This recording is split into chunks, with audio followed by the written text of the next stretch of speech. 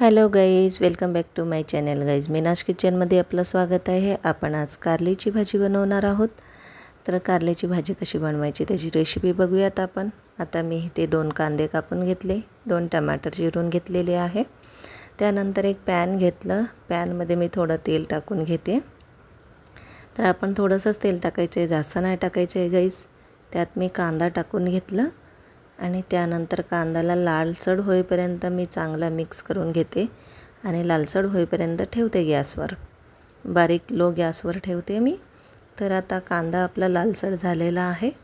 तर काहीच आता आपल्याला टाकायचं आहे त्याच्यामध्ये टॅमॅटो टाकून झाल्यानंतर त्याला पण चांगला मिक्स करून घ्यायचं आहे आणि ते थोडंसं शिजेपर्यंत ठेवायचं आहे गाईस.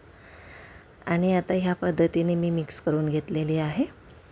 आणि आता टाकणार आहोत हळद, थोडंसं मीठ आणि थोडं मसाला. आणि मसाला टाकून झाले, मीठ मसाला हळद टाकून झाल्यानंतर त्याला पुन्हा मिक्स करून घेतलं आपण. पुन्हा मिक्स करून झाल्यानंतर आपण त्याच्यात टाकणार आहोत कारली. आणि कारली टाकून झाल्यानंतर कारलीलासुद्धा त्याच पद्धतीने आपण मिक्स करून घेणार आहोत. आणि कारलीला आपण झाकण लावून ठेवणार आहोत आता.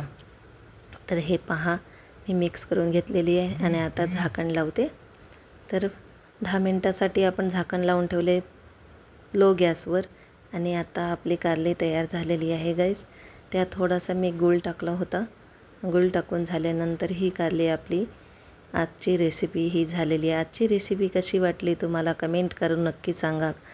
लाईक करा, सबस्क्राईब करा आणि शेअर करायला विसरू नका. थँक्यू.